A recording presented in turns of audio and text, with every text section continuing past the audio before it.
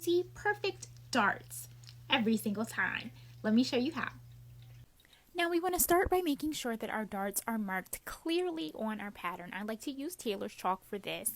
Then we're going to take our pins and start to insert them horizontally all along the dart line. You want to make sure that you're going in right at the point where the chalk begins and coming out on the other side of the dart where it ends.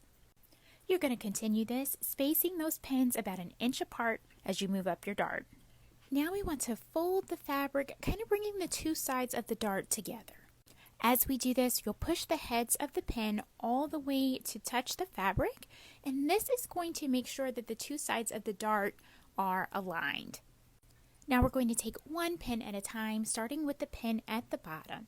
We are going to make sure that we are holding the dart in place, and we're going to push the end of the pin into the line that we have marked for the dart. And as long as you've got your pins pushed into the right place, that pin should go nicely and land exactly on the marked line on the back side of the fabric as well.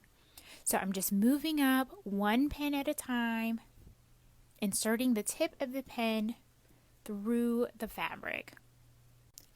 And every time I push the pin through both layers of fabric, I'm going to flip it over just to check and make sure that it is landing exactly, precisely where I want it to be on that marked line on the back side of the fabric.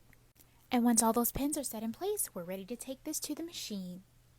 Now I'm going to raise my presser foot and position the needle at the top of the dart. You're always going to sew a dart from the widest point down to the tip. Just like with any other stitch, I'm going to make a back stitch as I am starting, and then I'm going to continue sewing down my dart until I reach my first pin.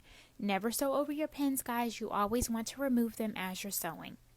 Sew all the way down the dart until you get to about the last half inch. At this point, you are going to stop sewing and turn down your stitch length. On my machine, I'm turning the stitch length from 2.4 to 0.6.